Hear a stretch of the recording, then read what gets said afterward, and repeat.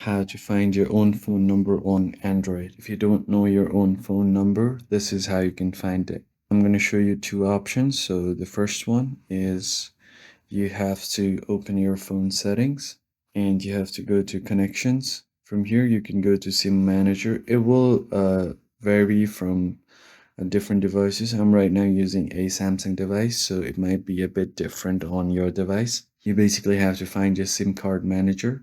Just tap on it. And if you have multiple SIMs, it will show you your number from here. And this is the first method that you can do. If somehow this is not available to you, what you can do is go to your browser and search for what's my number.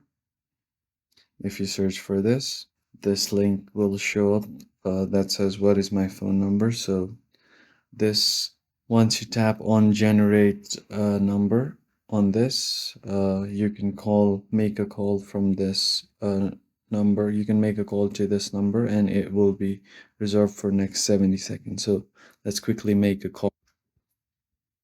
And here you can tap on the call app, end it, and go back to your browser.